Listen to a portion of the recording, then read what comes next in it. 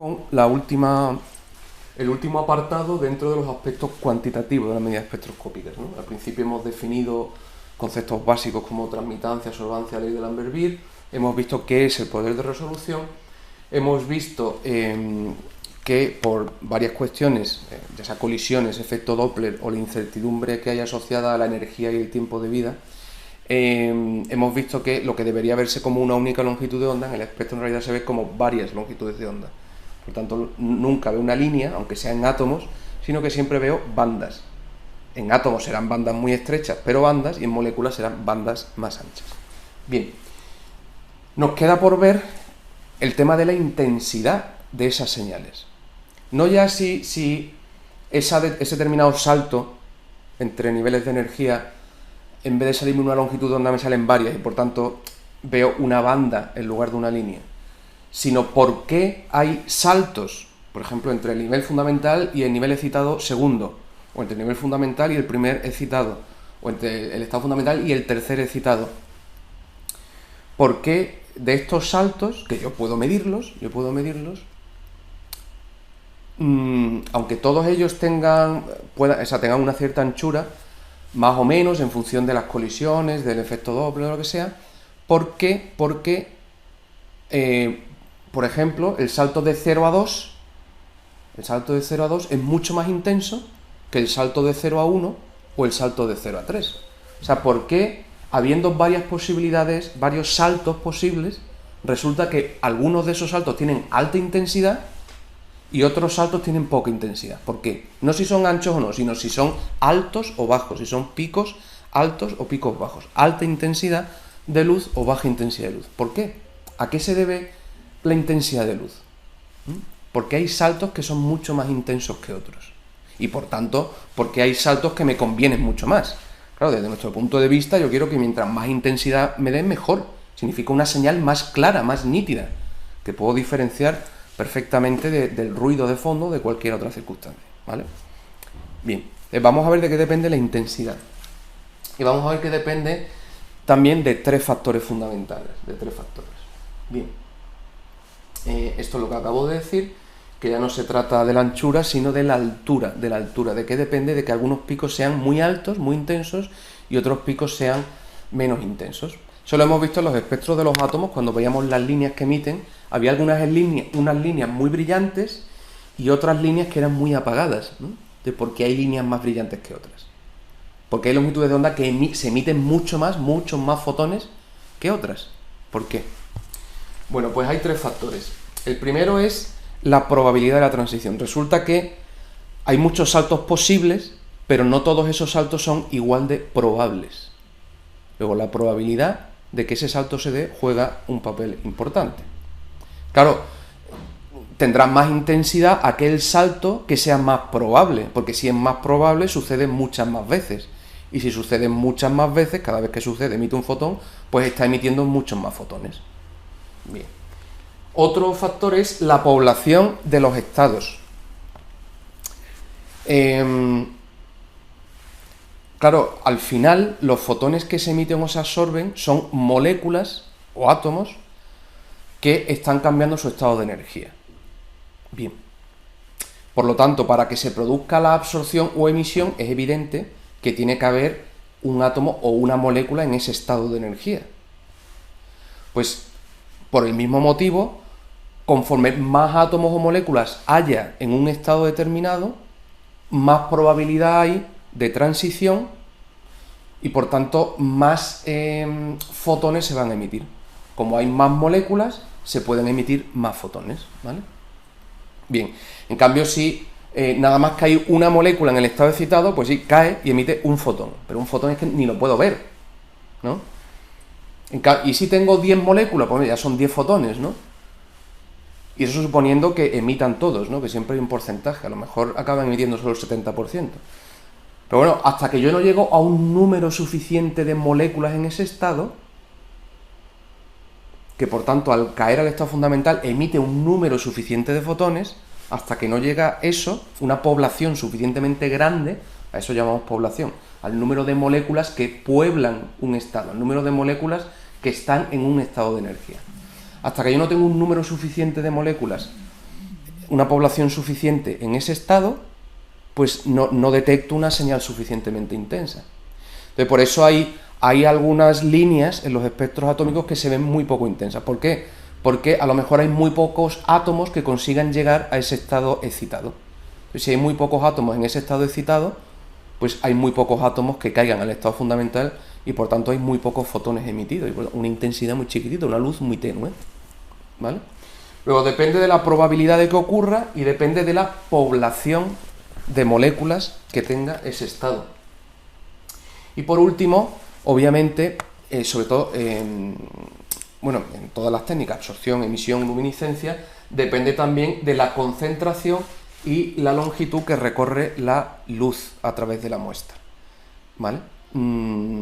Claro, conforme más concentrado esté mi disolución, a través de la que atraviesa la luz, por ejemplo en absorbancia, en la cubeta, pues más probabilidad hay de que la luz atravesando la cubeta se encuentre alguna molécula. Si la concentración es muy pequeña, pues habrá una molécula perdida por aquí, otra por allá, y sí, la luz está pasando constantemente, pero que se encuentre la luz justo con una molécula cuando pasa, pues es más difícil. Y conforme más concentración hay, pues más fácil es que la luz se encuentre con moléculas. Y como es más fácil conforme más concentración hay, pues entonces más absorciones se producen. Y si se producen más absorciones, pues detecto una absorbancia mayor. Y si como consecuencia de esa absorción, imagínate que es ultravioleta lo que está absorbiendo, se pone a emitir fluorescencia, pues como se han excitado más moléculas, también se emiten más fotones fluorescentes. O sea que crece, ¿vale?, la señal, la intensidad de la señal, crece con la concentración. Y con la longitud que atraviesa la luz. Claro, la probabilidad de que la luz en su camino se encuentre con una molécula, obviamente depende de la concentración, de la cantidad de moléculas que haya en ese volumen, depende de la concentración, pero también depende del espacio que recorra. Claro, si la luz solo atraviesa 1 milímetro, pues es que entra y sale enseguida, con lo cual tiene nada para poder encontrarse con una molécula. Que no es lo mismo que se atraviesa 1 centímetro o que se atraviesa 1 metro. Claro, si atraviesa 1 metro, multiplica la probabilidad de ir a la concentración por la probabilidad de que en cada centímetro se pueda encontrar de nuevo con otra molécula, con lo cual, conforme más largo sea el camino que recorra la luz dentro de la disolución, mayor probabilidad hay de absorción de luz y por tanto mayor señal.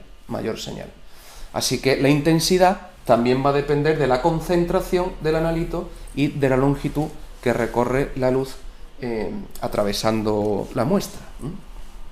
Vamos a ver de qué depende la probabilidad, vamos a ver de qué depende la población y la relación, que esta ya la conocemos, que hay entre la señal, la concentración y la longitud de la cubeta, que son la ley de Lambert-Beer, ¿no? Pero vamos a ver la probabilidad de qué depende. Bueno, la cuestión de la probabilidad de transición, eso depende de la teoría cuántica, es decir, la misma que nos dice que la energía no es un continuo, sino que se intercambia en unos paquetes de energía determinados, y que un átomo o una molécula no puede estar en cualquier energía, sino solo a determinadas energías. Eso es la cuántica. Bueno, pues de ahí, de esa rama nueva de la física, que es la cuántica, se deriva, se puede calcular, se puede establecer cuál es la probabilidad de que se produzca un determinado salto entre estados. Entonces resulta que hay saltos que, cuando tú haces el cálculo, te sale probabilidad 0. Es decir, que supuestamente ese paso de ese estado fundamental a ese estado excitado no se podría dar nunca, porque la probabilidad sería 0. Ya hemos visto que en realidad, debido a las colisiones, debido al efecto Doppler, debido a tal, hay incertidumbres. Y por ahí, por esa incertidumbre, a veces ese salto que inicialmente estaba prohibido, esa oscilación, esas variaciones hace que se pueda producir en alguna ocasión. Entonces, a aquellos saltos que hipotéticamente tienen probabilidad 0 de ocurrir, le llamamos transiciones prohibidas. ¿Y quiere decir que nunca se dan? No. Lo que quiere decir es que se da con mucha más dificultad. Y por tanto se da muchas menos veces. Y como se da tan pocas veces, pues los fotones implicados son muy pocos, porque se da muy pocas veces. Entonces apenas hay 3-4 moléculas que consiguen hacer eso, pues son pocos fotones. Y por tanto una intensidad muy pequeña. Así que las transiciones prohibidas no quiere decir que no se dé nunca, sino que sea de un modo mucho más difícil y por tanto la señal que dan siempre es una señal muy pequeñita, una intensidad muy pequeñita. Bien, en cambio, cuando se hace el cálculo y se ve que el salto entre esos niveles de energía tiene una determinada probabilidad, es un 50 o un 100% de probabilidad, eso se puede calcular, pues a eso le llamamos transiciones permitidas, ¿vale? Bien, y las transiciones permitidas quiere decir que se da con mucha más facilidad. Si se da con mucha más facilidad quiere decir que se dan muchas más veces, y si se dan muchas más veces, entonces se están emitiendo muchos más fotones. Por tanto, me dan señales intensas, señales muy intensas. Las transiciones prohibidas, que tienen poca probabilidad de ocurrir, dan señales muy poco intensas, y las transiciones permitidas, conforme más probabilidad tiene de producirse, pues más intensa es la señal que dan, ¿vale? Así es como afecta la probabilidad. Nosotros veremos que eso la teoría de la cuántica lo engloba dentro de lo que se llama reglas de selección, y lo aplicaremos cuando veamos distintos tipos de espectroscopía. Las reglas de selección me puede decir eso, qué saltos están permitidos y qué saltos están prohibidos, con unas reglas muy sencillas, ya lo veremos, ¿no? Con unas reglas muy sencillas. Me dice qué saltos están permitidos y qué saltos están prohibidos. Por tanto, qué saltos van a dar una gran señal y qué saltos van a dar, si es que dan alguna, van a dar una señal muy pequeña. Siempre tendremos que tener en cuenta las reglas de selección para ver cuáles son las transiciones más probables, por tanto las más intensas, que son las que nos interesan a nosotros. Muy bien. El segundo factor, ya lo hemos dicho, es la población de los estados. Es decir, conforme más moléculas haya en un estado, pues ese estado podrá dar una señal mayor, porque hay una mayor probabilidad de que se produzca absorción o emisión desde ese estado. ¿Por qué? Porque hay muchas moléculas en él. Entonces aumenta mucho la probabilidad de que ocurra. Con la población. ¿De qué depende la población de los estados? Pues depende fundamentalmente de la energía de ese estado, es decir, conforme más energía tiene un estado, más difícil es que una molécula llegue a ese estado, porque es muy energético, por tanto muy inestable. Entonces, incluso aunque consiguiera llegar a alguna, enseguida se va, apenas sobrevive. Con lo cual, depende la población de un estado, depende de la energía. Conforme mayor es la energía, menos poblado está, por tanto dan señales más pequeñitas. Así que habitualmente nos interesa el estado fundamental y el primer excitado, por ejemplo, ¿no? O los primeros excitados, porque son los que la energía no es tan alta y por tanto va a tener un número de moléculas suficiente para dar una señal que yo pueda detectar, ¿no? Entonces, depende de la energía y depende de la temperatura, ¿vale? La temperatura es como un crédito, es decir, digamos que la energía es como si fuera dinero. Entonces, si tú quieres subir a esta energía, tienes que pagar esa energía.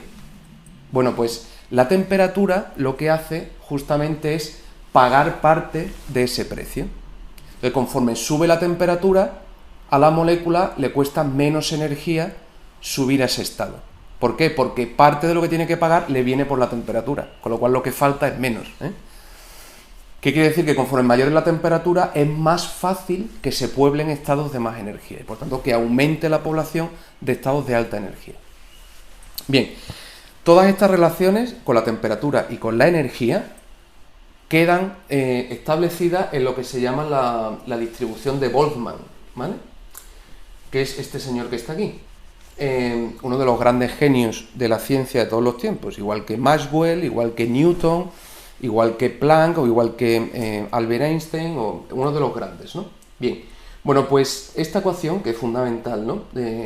Dentro de este tipo de cuestiones, nos da la relación de poblaciones entre dos estados, ¿vale? N superior, ¿qué quiere decir? El número de moléculas o de átomos, según a lo que me esté refiriendo, el número de mi especie que hay en el estado superior, eso es N superior, dividido por N inferior, que es el número de átomos moléculas que hay en el estado de abajo, ¿vale?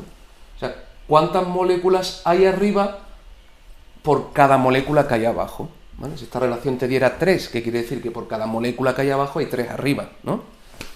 Bien.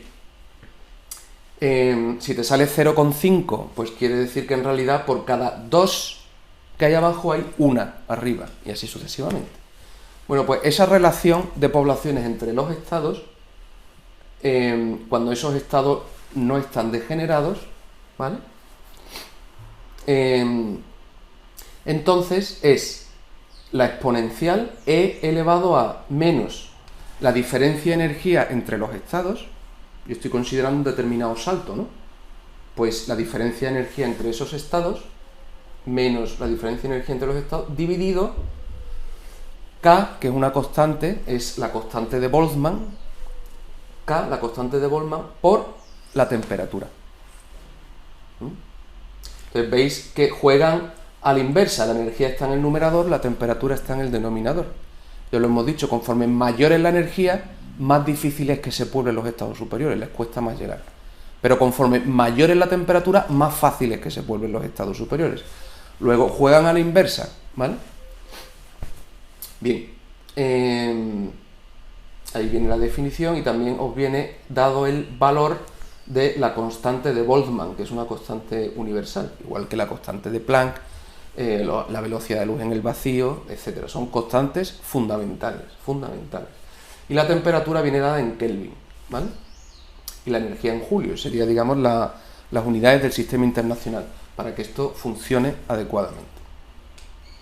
Fijaos que un cociente de poblaciones no tiene unidades, porque la posible unidad que pudiera tener se me va arriba y abajo, y es lo que corresponde a una exponencial, igual que a un logaritmo, ya lo hemos dicho antes. Un logaritmo no tiene unidades, una exponencial tampoco tiene unidades, ¿eh? Así que fijaos que si la energía viene en julios, pues entonces es el numerador, el denominador también tiene que ser julios. Como la temperatura es Kelvin, pues fijaos que la constante de Planck es julio partido Kelvin. Julio partido Kelvin por Kelvin se me van los Kelvin y me quedan julios que se me van con los julios de la energía, ¿vale? Bien, así que energía en julios, constante de Boltzmann en julio partido por Kelvin y temperatura en Kelvin. Bien, es importante, ya lo hemos dicho al principio, la población absoluta, es decir, el número de moléculas totales o de átomos, según lo que estemos considerando, de átomos libres, ¿no?, que estén en un determinado estado. Porque conforme más población tenga, dará una señal mayor. Perfecto. Pero no solo es importante la población absoluta de un estado, sino que también es importante la población relativa.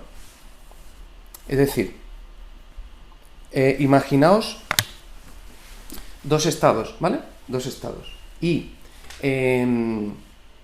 abajo tengo 1 millón de moléculas. Y por cada millón de moléculas de abajo, arriba tengo 10. Abajo tengo 1 millón y arriba tengo 10, nada más que 10. Bien, hay una desproporción brutal. El estado fundamental tiene un montón de moléculas, está citado apenas tiene moléculas. Bien, entonces, si llega un fotón aquí, un fotón, justo con la energía entre esos estados, ese fotón puede provocar dos cosas. Bien que una de las moléculas que hay abajo absorba el fotón y se excite y pasa al estado de arriba, o que una de las moléculas que está arriba entre en resonancia con ese fotón, que tiene justo la longitud de onda que hace falta, entre en resonancia y haga que una de esas moléculas excitadas caiga al estado fundamental, emitiendo un fotón idéntico al que vino, ¿vale? Y por tanto saldrían dos fotones. Entró uno y salen dos, ¿vale? Porque ese fotón que ha entrado ha provocado que una de las moléculas de arriba caiga al estado fundamental, emitiendo otro fotón, idéntico al que entró. Bien. Entonces, se pueden producir los dos efectos. ¿De qué va a depender que se produzca cuando llega un fotón, cuando yo estoy iluminando mi muestra? ¿De qué va a depender que se produzca una absorción o una emisión? Pues que se produzca una absorción o una emisión, o que se produzca el mismo número de absorciones que de emisiones, lo cual sería terrible, porque si se produce el mismo número de absorciones que de emisiones, significa que se han absorbido el mismo número de fotones que se han emitido, con lo cual yo no vería nada. Si se absorben 5 y se emiten 5, el neto es 0. Se supone que han desaparecido 5 y vuelven a aparecer 5, pues el neto es que no ha desaparecido ninguno. Entonces no vería nada. Si se produce el mismo número de absorciones que de emisiones, no detecto ninguna señal. Así que, si quiero detectar una gran absorción, necesito que la mayor parte de la población esté en el estado fundamental. Porque así, al llegar un fotón, como es igual de probable que provoque una emisión que una absorción, pero hay muchísimas más moléculas en el estado fundamental que en el estado excitado, es mucho más probable que ese fotón se encuentre con una molécula del estado fundamental que con una molécula del estado excitado. Y si se encuentra con una molécula del estado fundamental, lo que hará es excitarla y se producirá una absorción. El fotón desaparece y la molécula se excita. Así que para que se produzca una buena señal de absorción, tengo que tener mucha población en el estado de abajo y muy poca, si es posible ninguna, en el estado de arriba. Así, digamos, se multiplica la señal de la absorción. Si yo lo que quiero es provocar una emisión, pues digamos, una emisión estimulada, es decir, que yo ilumino con unos fotones y la muestra empieza a emitir fotones de ese tipo, que eso es el fundamento de un láser, por ejemplo, ¿no? Pues entonces lo que necesito es que la mayoría de la población esté en el estado excitado y apenas haya población en el estado fundamental, es decir, invertir la población. Antes la mayoría de las moléculas estaban abajo y nada arriba, y ahora lo que quiero es que estén todas arriba y nada abajo. Claro, en esa situación, cuando llega el fotón, cuando llega el fotón, lo más probable es que se encuentre con una molécula excitada, porque están prácticamente todas excitadas. Y entonces lo que hará es estimular a que esa molécula excitada caiga al estado fundamental emitiendo un fotón idéntico a aquel con el que ha interaccionado. Entonces cuando llega uno, pues salen dos, ¿no? Entonces se produce la emisión y obtendría una gran señal de emisión. Así que o muchas arriba y pocas abajo, entonces favorezco la emisión, o muchas abajo y pocas arriba, entonces favorezco la absorción. Y el peor de los casos, que haya la misma población arriba y abajo. Si hay la misma población arriba y abajo, los fotones tienen la misma probabilidad de encontrarse a moléculas excitadas que a moléculas en el estado fundamental, y por tanto existe la misma probabilidad de que se produzcan emisiones o absorciones, que quiere decir que se produce aproximadamente el mismo número de absorciones que de emisiones, con lo cual se absorbe lo mismo que se emite, con lo cual el neto es cero. Y no vería nada, no vería ninguna señal. ¿Vale? Bien, por eso es importante la población relativa, es decir, que haya una gran diferencia entre poblaciones arriba y abajo. Si hay una gran diferencia, ya sea porque hay más arriba o más abajo, me da igual, si hay una gran diferencia entre arriba y abajo, entonces voy a detectar una gran señal, ya sea de emisión o de absorción. Si hay la misma población, arriba y abajo, no voy a ver nada, Muy bien. Perfecto, pues aquí hay dos ejercicios de ejemplo que ponen para poner en práctica la relación de Boltzmann, que es justamente la relación de poblaciones entre dos estados, ¿vale? Cuánta población tiene este y cuánta población tiene este. Y la relación de poblaciones va a depender de la diferencia de energía que haya entre los estados y de la temperatura, según la relación de Boltzmann. En este primer ejercicio lo que vamos a ver es cómo afecta el salto de energía. Ya hemos dicho que conforme mayor sea la energía del estado, más difícil es que se pueble. Y en el segundo, además del salto de energía, tendremos en cuenta el efecto de la temperatura. Y hemos dicho que conforme sube la temperatura, sube la población de los estados de energía superior. Aumenta la población de los estados de energía superior. Y conforme bajo la energía, cada vez más frío, cada vez es más difícil que se pueblen los estados de energía superior. ¿Vale? Bueno, pues esto lo vamos a ver con números en estos dos ejercicios que resolveremos en la pizarra.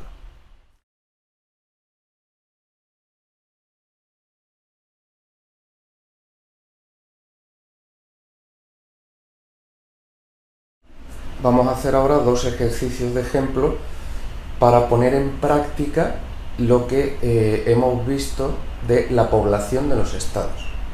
¿De qué depende la población relativa de dos estados de energía?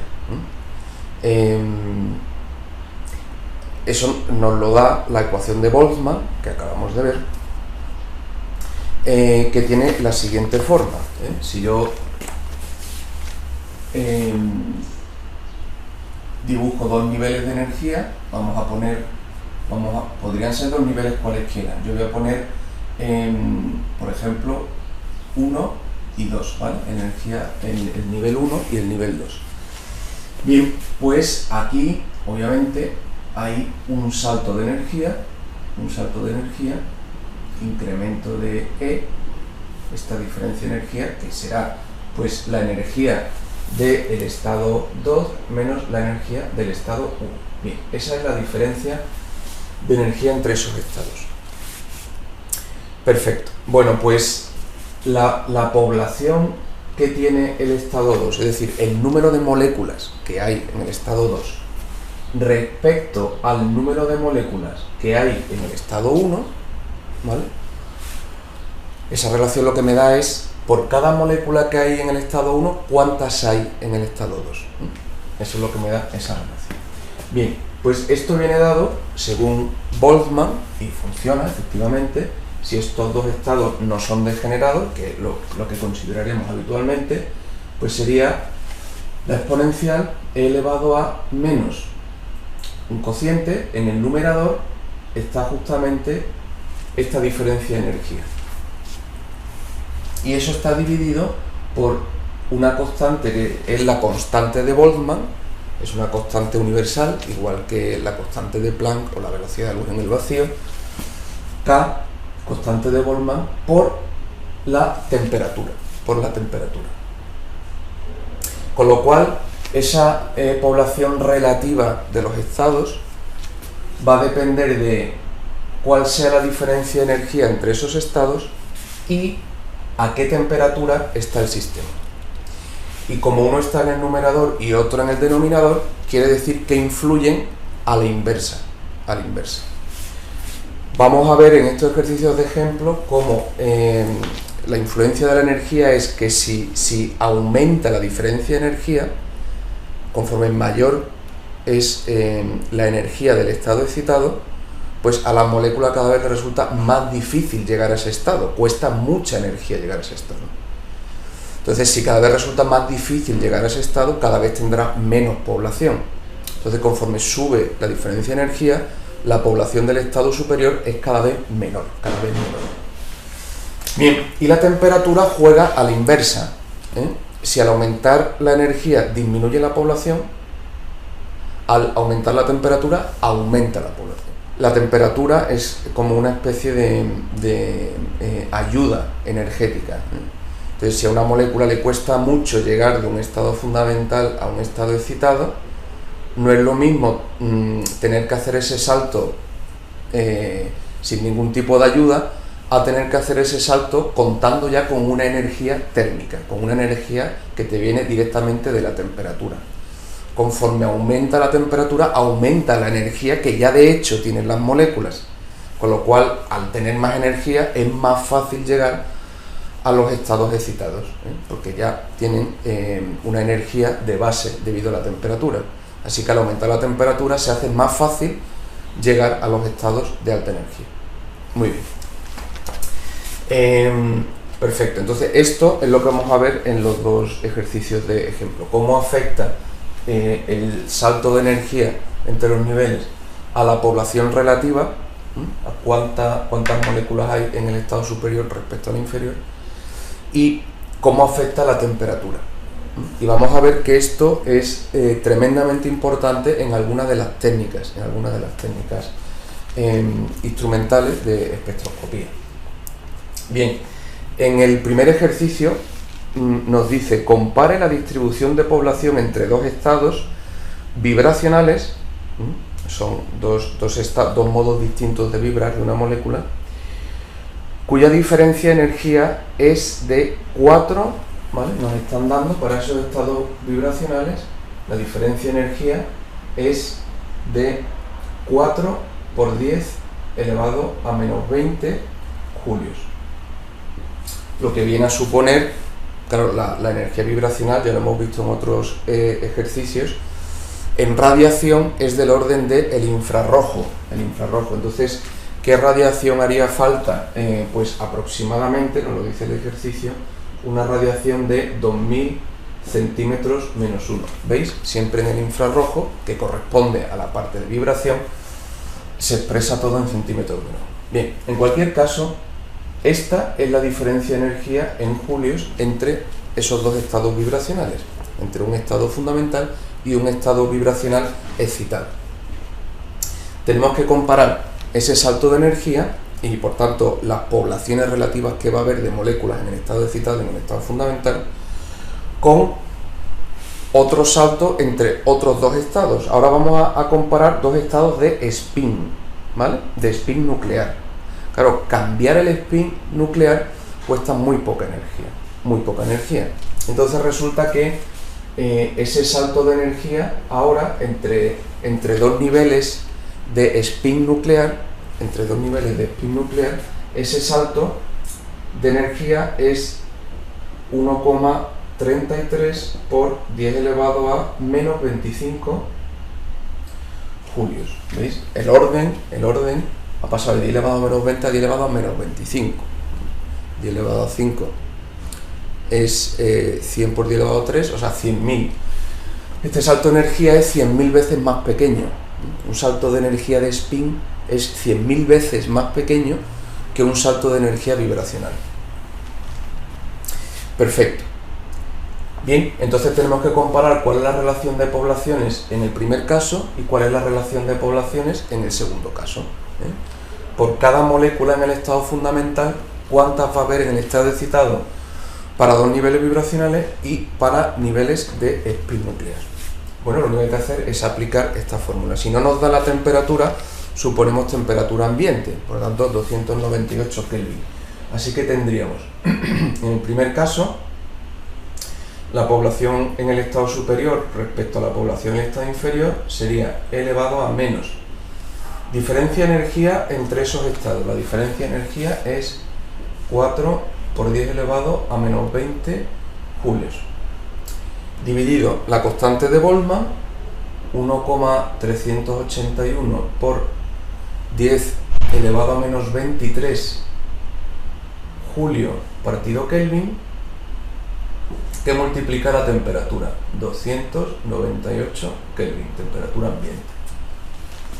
De esta manera, Kelvin se me va con Kelvin y Julio se me va con Julio. Y se queda sin unidades, que es lo que corresponde a un exponente. Un exponente nunca tiene unidades. Igual que lo que hay dentro de un logaritmo tampoco tiene nunca unidades. Muy bien, al resolver esto, la relación de poblaciones que sale es 6 por 10 elevado a menos 5. Fijaos que es prácticamente cero. Es por cada molécula que hay en el estado de abajo, arriba hay 0,00006. O si multiplicas por 10 elevado a 5, que significa, o sea, sería 100.000, pues por cada 100.000 moléculas que hay abajo, 100.000, hay 6 arriba. ¿Vale? Esto lo podríamos representar entre esos dos niveles, en que en el nivel de abajo tengo 100.000 moléculas, 100.000, y arriba pues tengo 6. O sea, nada. O sea, respecto a 100.000, 6 es que es nada, ¿no? ¿Vale? Entonces, fijaos, si aquí llega un fotón, justamente de esta energía, pues ese fotón podría interaccionar con la molécula, con alguna de las moléculas que está excitada, estimulando que caiga y emita un fotón idéntico al de entrada. Entonces entraría un fotón y saldrían dos, porque ese fotón que ha entrado ha provocado que una molécula de arriba caiga emitiendo un segundo fotón. O podría encontrarse con una molécula del estado fundamental, en cuyo caso esa molécula absorbería el fotón y pasaría al estado excitado. ¿De acuerdo? Claro, en esta cuestión, ¿qué se van a producir? ¿Más absorciones o emisiones? Pues es evidente que dependerá de la probabilidad de que ese fotón se encuentre con moléculas excitadas o con moléculas en el estado fundamental. En este caso es que tengo 100.000 a 6. Claro, o sea, la probabilidad de que se encuentre a una de esas 6 entre 100.000 es pequeñísima. ¿Qué quiere decir? Que ese fotón, prácticamente todas las veces, lo que se va a encontrar es con una molécula en el estado fundamental y por tanto se va a producir una absorción. Yo voy a ver una señal muy clara de absorción, porque es lo más probable en este caso. ¿Ok? Bien, se van a absorber muchos fotones y prácticamente ninguno se va a emitir, con lo cual lo que voy a tener es una señal muy grande de absorción. Eso nos conviene, una señal alta, intensa, clara. Vamos a aplicar esto al salto de spin nuclear. Lo único que cambiaría, si os fijáis, es la energía. ¿vale? Porque tanto la constante de Boltzmann como la temperatura es la misma. Entonces, lo único que cambia es que ahora el salto de energía es 100.000 veces más pequeño. Entonces, si en vez de 4 por 10 elevado a menos 20 ponéis en el numerador 1,33 por 10 elevado a menos 25, os queda que esa relación es 0,99975. Es decir, esto es prácticamente 1. Si despejo de aquí, ¿eso qué quiere decir? Que la población en el estado superior es prácticamente idéntica a la población en el estado inferior. Claro, eso es una catástrofe, digo, para la espectroscopía, porque ahora tengo aproximadamente el mismo número de moléculas en el estado fundamental y en el estado excitado. Con lo cual, cuando llegue el fotón, existe la misma probabilidad de que se encuentre con una molécula excitada que con una molécula en el estado fundamental. Por tanto, hay la misma probabilidad de que se produzca absorción, de que se produzca emisión. Y eso implica que se van a producir el mismo número de absorciones que de emisiones. Si yo absorbo 5 fotones y a continuación emito 5 fotones, el neto es 0. No observaría absolutamente nada. Absolutamente nada. No vería ninguna señal de absorción y ninguna señal de emisión, ¿vale? Bien, eso es lo que sucede en las técnicas de resonancia magnética nuclear o resonancia de spin electrónico. Como la diferencia de energía entre los estados de spin es tan pequeñita, pues a las moléculas apenas le cuesta nada de energía pasar al estado excitado. Es muy fácil pasar al estado excitado. Y eso hace que se me pueble mucho el estado excitado, o sea, que haya una gran cantidad de moléculas en estado excitado. Prácticamente se dividen a partes iguales las moléculas que hay en el estado fundamental y en el excitado. Y eso, como acabo de decir, es terrorífico para la espectroscopía, porque quiere decir que cuando yo ilumine con luz justo de esa energía, no voy a ver ninguna absorción o emisión neta, no voy a ver nada, no voy a tener ninguna señal, porque el mismo número de absorciones que me darían una absorbancia está siendo contrarrestado por un número idéntico de emisiones, con lo cual al final el número de fotones que yo doy es el número de fotones que sale y no veo nada, Bien, ya veremos cómo se puede arreglar esto, ¿vale? Claro, para poder arreglar este desastre y por tanto poder medir una señal buena en resonancia magnética nuclear o en resonancia de spin electrónico, yo tendría que o bien aumentar la diferencia de energía entre estos estados, es decir, que ya no sea tan fácil que las moléculas lleguen al estado excitado, porque ahora el estado excitado tiene más energía. Si tengo algún modo de hacerlo, conviene hacerlo, para que la población en estado superior disminuya.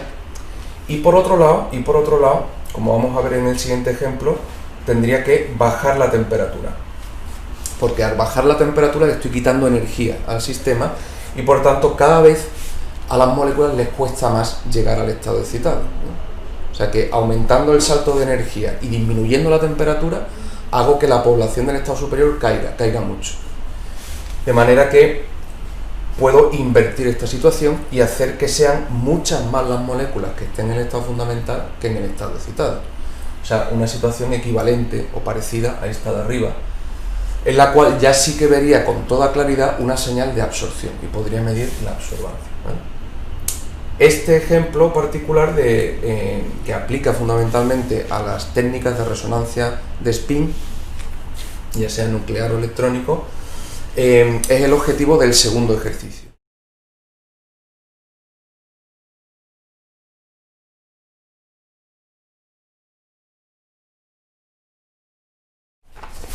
En este segundo ejercicio de ejemplo vamos a poder observar directamente el efecto tanto del salto de energía, que eso lo hemos visto ya en el ejercicio 1, como el efecto de la temperatura, Entonces nos dice el ejercicio 2, dice que una cierta transición, un cierto salto entre niveles de energía requiere un salto de energía, la diferencia de energía entre esos estados es de 4,005 por 10 elevado a menos 22 julios. nos dice también que consideremos que en el estado fundamental hay siempre 1000 moléculas. Entonces, cuando empleemos la ecuación de Boltzmann, podremos calcular por cada 1000 moléculas que hay abajo, cuántas hay en el estado superior. Bien, y eso es lo que nos pide. ¿Cuál es la población aproximada del estado excitado en el equilibrio a las siguientes temperaturas? A 29 Kelvin, a 145 Kelvin, a 290 y a 2900 Kelvin. O sea, desde temperaturas muy frías a temperaturas muy altas. Bien, entonces ya sabemos que el modo de calcular las poblaciones es con la ecuación de Boltzmann, que nos dice que la población en el estado superior respecto a la población en el estado inferior será E elevado a menos la diferencia de energía entre esos estados partido la constante de Boltzmann y la temperatura. Sustituimos los valores y nos queda que, bueno, por un lado, antes de sustituir los valores, como me han dicho que esto considere siempre 1000, pues ese 1000 pasaría multiplicando y entonces nos quedaría que la población del estado superior sería 1000, que es lo que hay abajo, por E elevado a menos la diferencia de energía, 4,005 por 10 elevado a menos 22 julios, dividido constante de Boltzmann, 1,381 por 10 elevado a menos 23 julio partido Kelvin,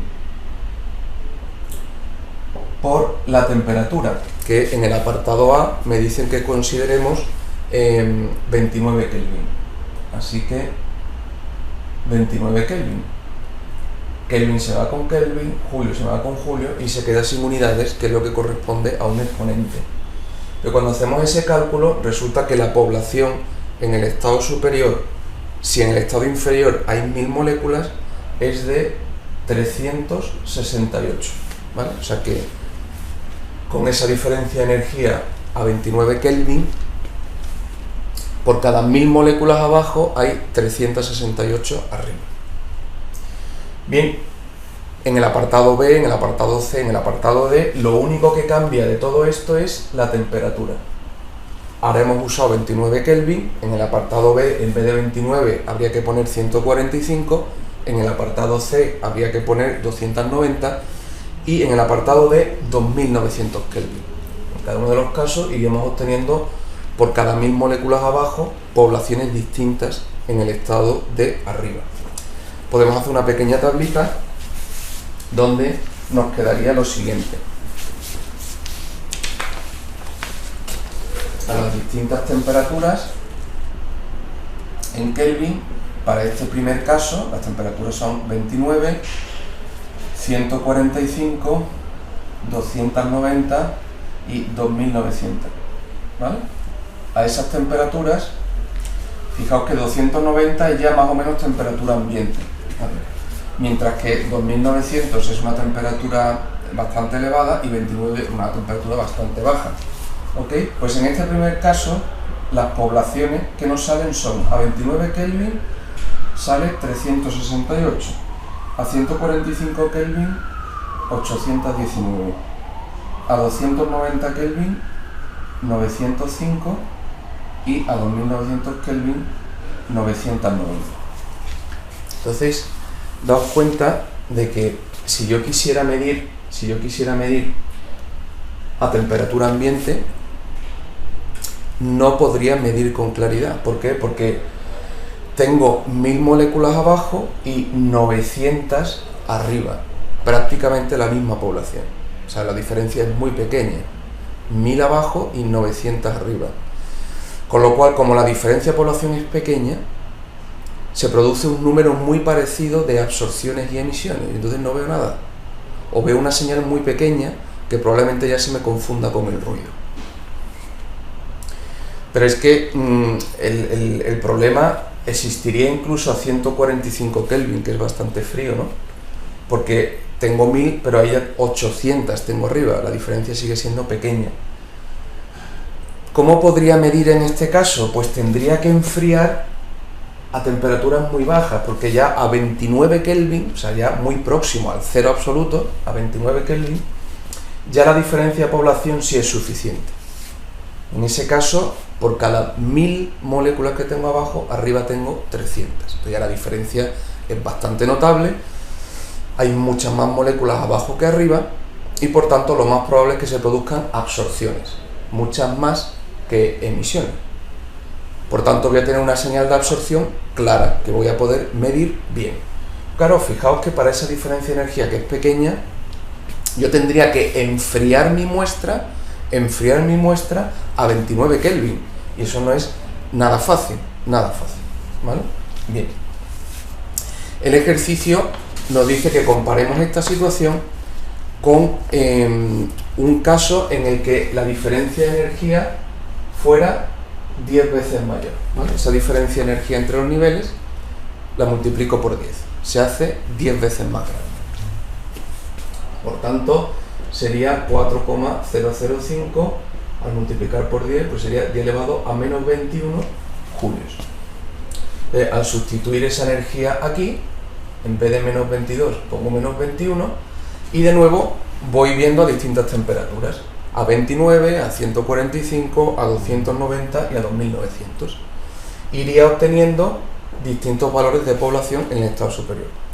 En primer lugar, claro, como hemos multiplicado por 10 la diferencia de energía, entonces ahora a las moléculas de estado fundamental les cuesta 10 veces más llegar al estado excitado. Entonces, como les cuesta mucho más, van a llegar muchas menos moléculas al estado excitado, y por tanto va a haber menos población que antes. Al aumentar la energía disminuye la población en el estado superior.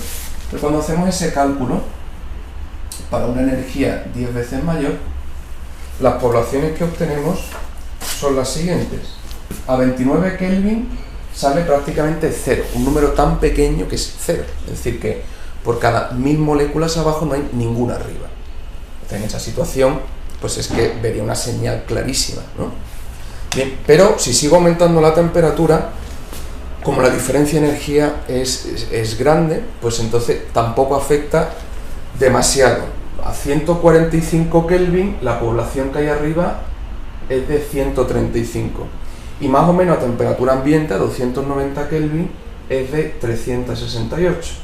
Ya si caliento a 2900 Kelvin, que es una alta temperatura, le estoy dando mucha energía térmica, entonces las moléculas ya sí que llegan con cierta facilidad al estado excitado, y la población sería de 905 moléculas por cada 1000 que tengo abajo.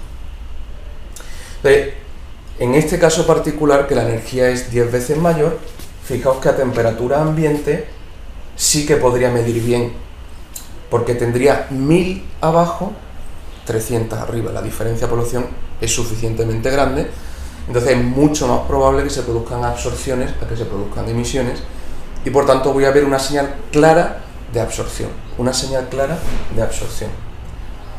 Como esa energía es suficientemente grande, no necesitaría para medir enfriar la muestra. En la propia temperatura ambiente ya vería una señal clara de absorción. ¿Veis? Entonces, al aumentar la energía a la misma temperatura, disminuye la población, ¿vale? Y al aumentar la temperatura, aumenta la población del estado superior. Esas son las tendencias que os tienen que quedar claras. Si aumenta la energía, cada vez es más difícil llegar al estado superior, y por tanto la población del estado superior cae. Y si aumenta la temperatura, hay más energía, cada vez es más fácil llegar al estado superior, y entonces la población del estado superior sube.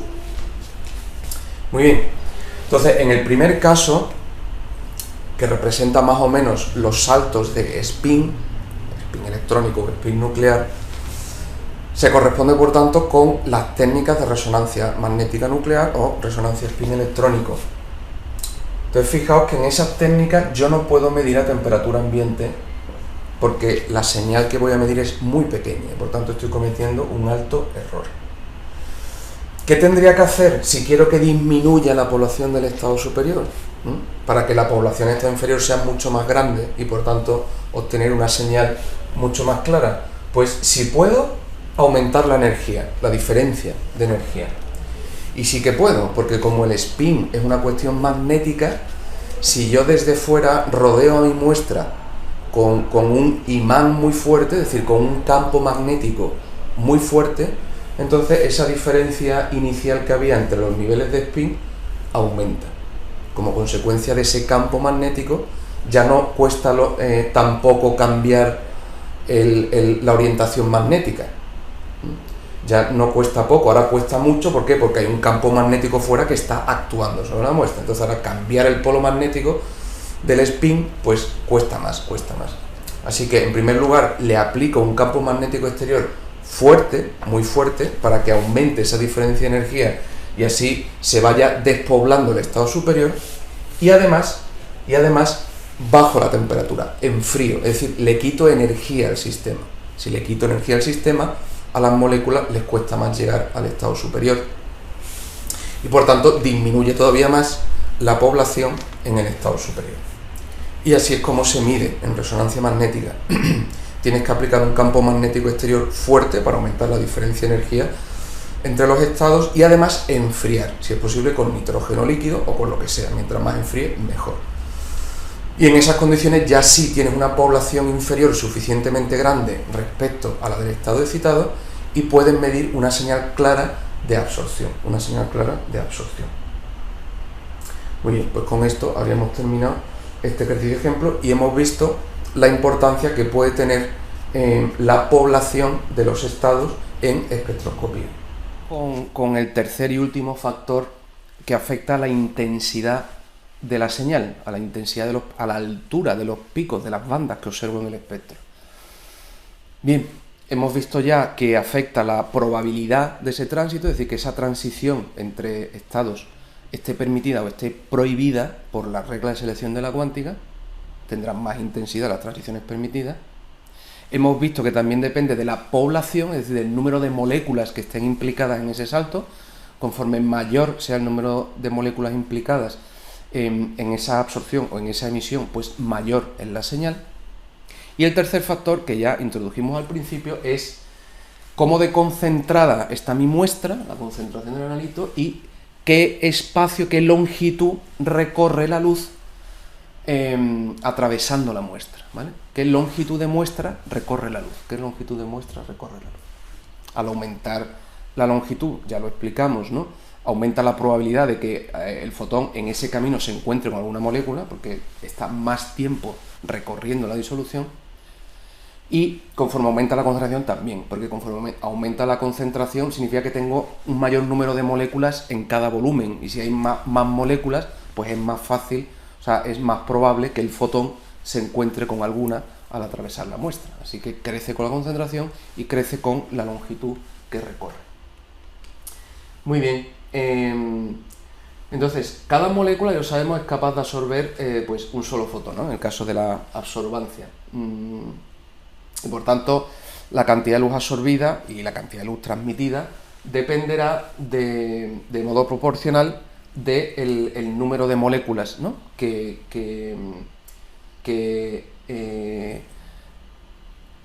la luz se encuentre en su camino, ¿vale? ¿Y de qué depende el número de moléculas que la luz se va a encontrar en su camino? Pues de dos factores, ¿vale? Que son los que hemos dicho arriba, ¿no? Primero, la concentración. A más concentración es más probable que se encuentre la molécula, y la cantidad de disolución que atraviesa, ¿eh? Estos son los dos factores que hemos mencionado. De eso va a depender que una determinada molécula se encuentre con un fotón y se pueda producir el fenómeno de la absorción. Muy bien. Entonces, a la vista de esto, intuitivamente uno podría pensar que a doble cantidad de muestra, ¿vale?, debería corresponder el doble de absorción, el doble de cantidad de luz absorbida. Y sin embargo, un ejemplo sencillo va a demostrar que no es así. A doble cantidad de muestra no corresponde el doble de luz absorbida. Vamos a verlo, ¿vale? Imagínate dos muestras idénticas, dos cubetas. Una primera cubeta M1 y una segunda cubeta M2. Dos cubetas, una al lado de la otra. Las dos son idénticas, es decir, las dos tienen la misma disolución, tienen la misma anchura, la misma concentración, todo igual. Una a continuación de la otra, ¿vale? Entonces resulta que con esa concentración lo que se observa es que se absorbe el 50% de la luz. O dicho de otra manera, se transmite el 50% de la luz. Claro, daos cuenta que la cantidad de luz que se absorbe o se emite lo medimos como transmitancia o absorbancia, se refiere a tanto por uno. Por tanto, a cuánta luz sale respecto a la que entró. Entonces, ¿qué sucedería? Vamos a ver, la luz va en el camino de las dos cubetas. Primero atraviesa una y después atraviesa la siguiente. Cuando atraviesa la primera, la intensidad con la que llega la luz le llamo I sub 0, la intensidad de entrada, pues sé que la intensidad a la salida será I sub 0 partido por 2, ¿vale? ¿Por qué? Porque me han dicho que tiene una transmitancia del 50%, es decir, que de lo que entra solo consigue pasar el 50%. Así que a la salida de la primera cubeta yo tendré un medio de la intensidad inicial, ¿vale? El 50% ha sido absorbido. Perfecto. Ahora vuelvo a poner una cubeta idéntica, ¿no? La segunda cubeta. La luz ahora va a atravesar una cubeta idéntica. Luego va a atravesar el doble de cantidad de muestra, ¿eh? Porque vuelve a atravesar otra vez lo mismo, ¿no? Claro, y dice, bueno, pero ahora entonces se vuelve a producir una absorción del 50%, con lo cual 50% más 50%, 100%. No. Porque en el segundo caso es un 50% de lo que entra. Y lo que entra en la segunda cubeta ya no es el 100%. Lo que entra en la segunda cubeta ya es un medio de lo que había al principio.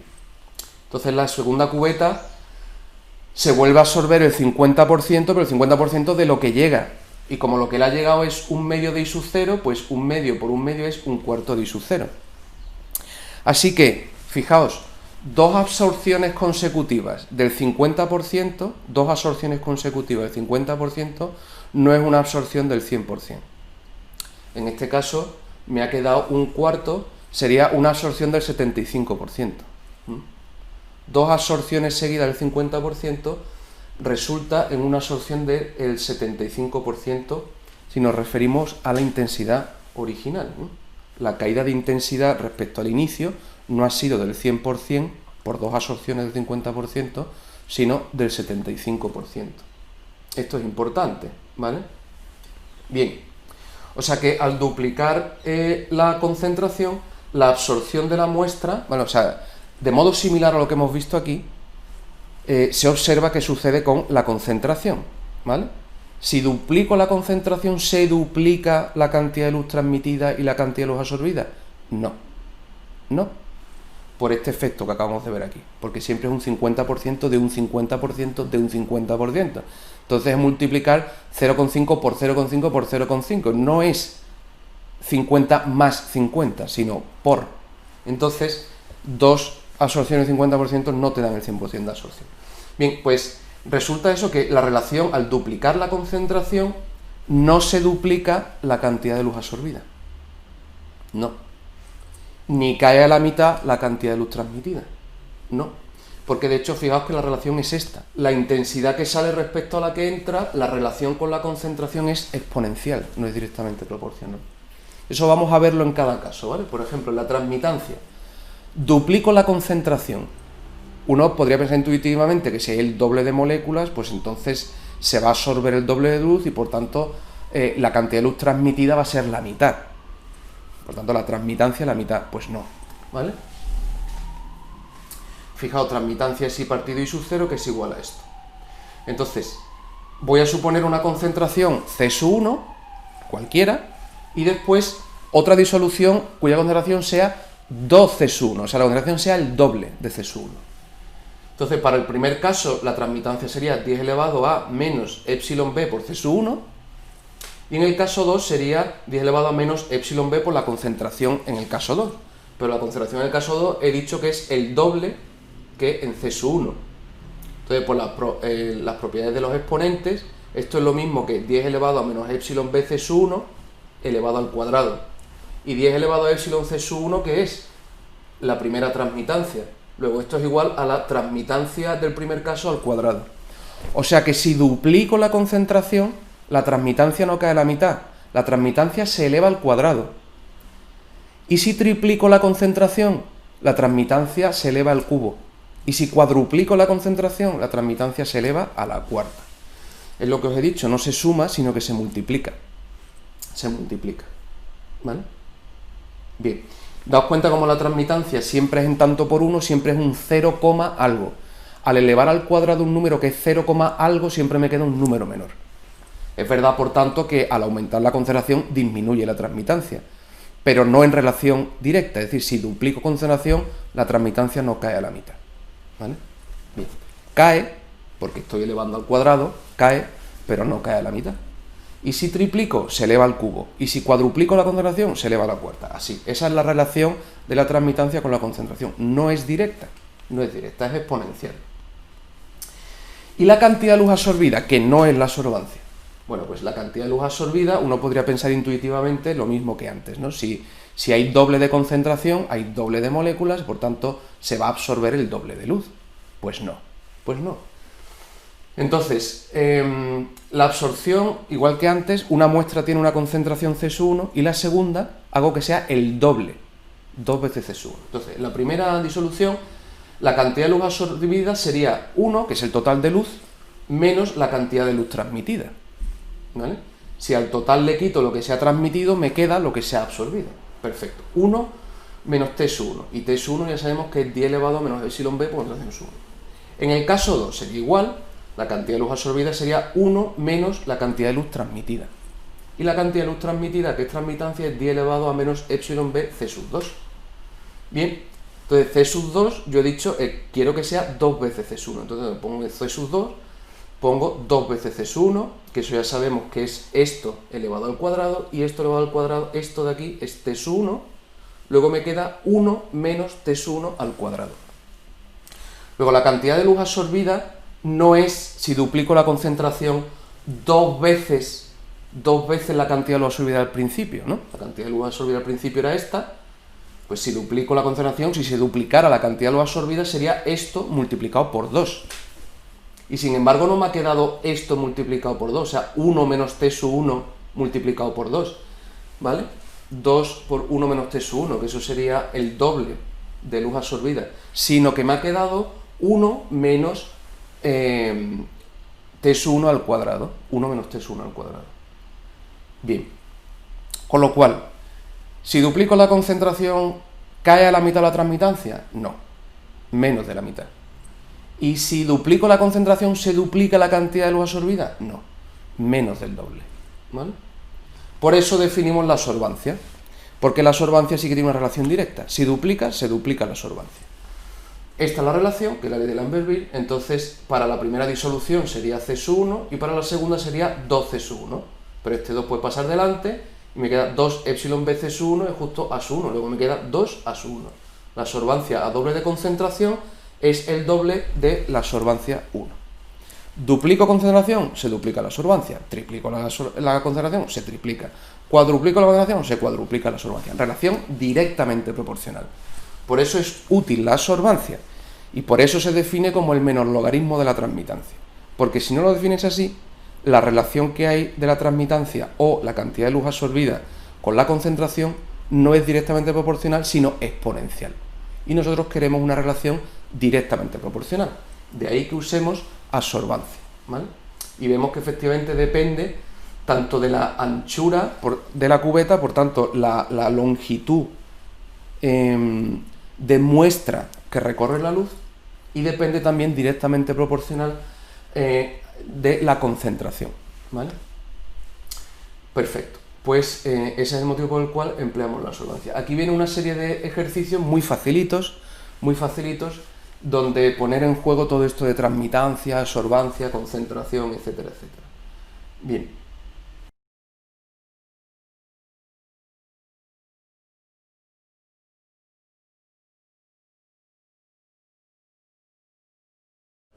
Vamos a hacer un último ejercicio de ejemplo sencillo, digamos de aplicación sencilla,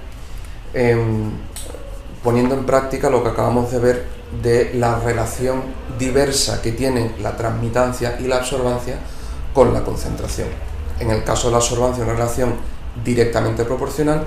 Si cuadruplico la concentración, se cuadruplica la absorbancia, mientras que en la transmitancia vamos a ver que la relación es exponencial. Y si cuadruplico la concentración, la transmitancia no se va a la cuarta parte, es decir, no se absorbe 4 veces más de luz. La transmitancia no se va a la cuarta parte, sino que la transmitancia se eleva a la cuarta, ¿vale? Bien, eso lo vamos a ver con números y con ecuaciones, ¿no? Claro, daos cuenta que es indudable que si aumenta la concentración, está aumentando el número de moléculas de mi especie que absorbe esa luz. Por tanto, se va a absorber más luz, sin duda, pero no hay una relación directa. Es decir, si multiplicas por 4 la cantidad de moléculas, no se multiplica por 4 la cantidad de luz que se absorbe, porque depende también de otros factores de probabilidad, etcétera, etcétera. ¿De acuerdo? La cantidad de luz que se absorbe no será 4 veces mayor, sino un poco menos. Y por tanto, si se absorbe más luz, quiere decir que se transmite menos luz. Pero si multiplico por 4 la cantidad, como no se me absorbe 4 veces más, quiere decir que la transmitancia no cae a la cuarta parte, ¿eh? No se hace 4 veces menor, sino un poco menos. La magnitud que sí que tiene relación directa a cuádruple concentración, cuádruple se multiplica por 4, es la absorbancia. Y por eso es la magnitud principal que empleamos. No se emplea ni la transmitancia, que sería la cantidad de luz transmitida, ni la cantidad de luz absorbida. No, se emplea la absorbancia. Entonces, ¿la absorbancia no es la cantidad de luz absorbida? No. ¿Y no tiene relación con la cantidad de luz absorbida? Sí tiene relación. Mientras más luz se absorba, la absorbancia es mayor. Pero la relación no es directa, ¿vale? Bien, esto lo vamos a ver en un ejemplo. Nos dice, la intensidad de radiación transmitida por una disolución de azul de bromofenol, está pasando luz, en particular es una radiación de 440 nanómetros, por tanto es luz azul, ¿eh? Estoy pasando una luz azul a través de una disolución de azul de bromofenol. Bien, y mido por cada 100 que llega de luz, ¿cuánto sale? Pues resulta que sale el 82%, ¿vale? Para una cierta concentración, el 82% de esa luz es capaz de atravesar la disolución. Esa concentración vamos a llamarle C1. Bien, y ahora dice que a cuádruple concentración, es decir, multiplico por 4 la concentración, 4 veces C1, claro, está más concentrado, se absorbe más luz, y si se absorbe más luz, entonces ya no sale tanta luz como antes, ahora sale menos. Y la transmitancia que resulta en ese caso es de 45,3%. ¿Veis? Aunque ahora la concentración es 4 veces superior, la cantidad de luz que se absorbe no se ha multiplicado por 4. Fijaos que la cantidad de luz que se absorbe es lo que le falta a esto. Esto es lo que se ha transmitido, pues sería 18. Se absorbe un 18%, ¿vale? Si multiplicamos por 4 sería 8 por 4, 32, 4 por 1, 4, 72. Luego, esto sería, digamos, lo que se absorbería si se absorbiera 4 veces más, ¿eh? Multiplicar esto por 4. A ver si me he equivocado. 8 por 4, 32. No, está bien, perfecto. Entonces, si esto es lo que se absorbe, lo que falta 100 es lo que se transmite. Se transmitiría 28%. Y fijaos que no se está transmitiendo el 28, sino se está transmitiendo el 45%. ¿Qué quiere decir? Que aunque yo haya multiplicado por 4 la concentración, la cantidad de luz absorbida no es 4 veces mayor. Y por tanto la transmitancia no ha caído a la cuarta parte. Perfecto. De ahí vemos, de modo experimental, que no hay una relación directa entre la cantidad de luz absorbida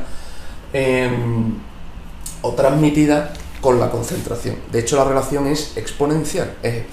Muy bien. Borro esto que he puesto aquí y nos quedamos con el dato experimental, que es este. A cuádruple de concentración, la transmitancia ha caído, porque ahora se absorbe más luz, pero ha caído en esa cantidad, ¿vale? Que no es la cuarta parte. Muy bien. Entonces nos dice, demostrar que se cumple la ley de Beer y determinar la transmisión de una disolución de doble concentración de la inicial. O sea, ¿cuál sería la transmitancia de una disolución que fuera 2 veces C1? Bien. Pero primero que demostremos la ley de Beer. Perfecto, bueno, la ley de Beer tiene que ver con la absorbancia, como ya hemos dicho. Entonces lo primero que tenemos que hacer es calcular las absorbancias en estos dos casos, ¿de acuerdo?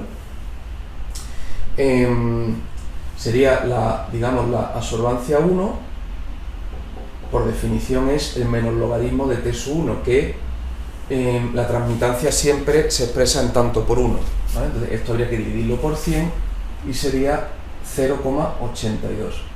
Y la absorbancia a cuádruple de concentración sería el menos logaritmo de esta transmitancia. El dividir por 100 es 0,453.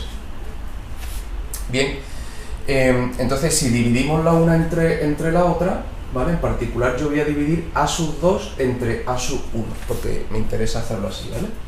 Pues nos queda que a sub 2 partido a sub 1, este menos con este menos se me va, está dividiendo y sería este logaritmo partido por este logaritmo. Y sale 4. O sea que, despejando de aquí, la absorbancia en el caso 2 es 4 veces la absorbancia en el caso 1. ¿Veis? ¿La cantidad de luz absorbida se cuadruplicaba? No, lo hemos demostrado antes, ¿no? Sin embargo, ¿la absorbancia al cuadruplicar la concentración se ha cuadruplicado? Sí. La relación de la absorbancia es directamente proporcional. Bien, hemos llegado a esta relación de absorbancia sencillamente aplicando la definición de absorbancia, que es, la absorbancia es el menos logaritmo de transmitancia. Vamos a aplicar ahora la ley de Beer. Si llegamos a la misma conclusión, es que efectivamente la ley de Beer se cumple, ¿no? La ley de Beer nos diría que la absorbancia 1 sería epsilon por B por la concentración en el caso 1. Y la absorbancia 2 sería epsilon por B por la concentración en el caso 2, que en el caso 2 hemos puesto que es 4 veces C sub 1. De manera que podemos hacer lo que hemos hecho antes, dividir la una entre la otra. Como en ambos casos lo único que cambia la concentración es la misma especie a la misma longitud de onda, y en la misma cubeta, el epsilon es el mismo y la anchura de la cubeta es la misma. C sub 1 se va con C sub 1 y al dividir A sub 2 entre A sub 1 me queda 4 partido por 1, que es 4. Efectivamente, usando la ley de Beer llegamos a la misma conclusión, ¿vale? Que en definitiva, ¿qué es lo que nos está diciendo la ley de Beer? Pues la ley de Beer lo que nos está diciendo, única y exclusivamente, es que efectivamente ese parámetro que hemos definido como absorbancia, que es el menos logaritmo de t, ese parámetro tiene una relación directa con la concentración. Y lo hemos comprobado. Bien, o sea que la ley de Beer efectivamente se cumple. Con estos datos experimentales vemos que a cuádruple de concentración obtenemos cuádruple de absorbancia. Relación directa.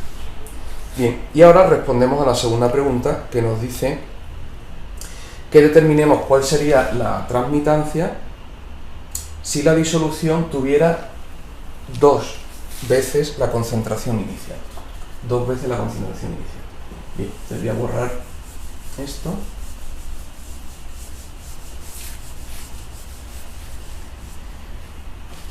Y lo que hacemos es en este caso ya podemos emplear directamente la ley de Beer, porque hemos comprobado que efectivamente se cumple, ¿no? Pero nos están diciendo que consideremos que ahora la concentración sea 2 veces C sub 1, o sea, vamos a duplicar la concentración. Bien, eso sabemos, porque ya lo hemos demostrado antes, que para la absorbancia, si se duplica la concentración, se duplica la absorbancia, lo cual quiere decir que la absorbancia en este caso sería 2 veces la absorbancia 1. 2 veces la absorbancia 1. Muy bien, nos están pidiendo la transmitancia. Entonces ahora aplico la definición de absorbancia. ¿Qué es la absorbancia? Pues la absorbancia es el menos logaritmo de la transmitancia. Luego aquí me quedaría 2 veces el menos logaritmo de la transmitancia 1. Fijaos, este 2, por las propiedades de los logaritmos, puede pasar como exponente. Entonces me quedaría que el menos logaritmo de la transmitancia sería el menos logaritmo de la transmitancia 1 elevado al cuadrado. El signo menos se me van a ambos lados, el logaritmo se puede quitar y me queda que en ese caso la transmitancia sería la transmitancia 1 elevada al cuadrado. ¿Veis? he multiplicado por 2 la concentración. Eso hace que se me multiplique por 2 la absorbancia, pero la transmitancia cae no a la mitad, sino a t sub 1 al cuadrado. ¿Por qué si elevo al cuadrado me sale un número más pequeño? Porque las transmitancias se definen en tanto por 1. En consecuencia son 0, algo.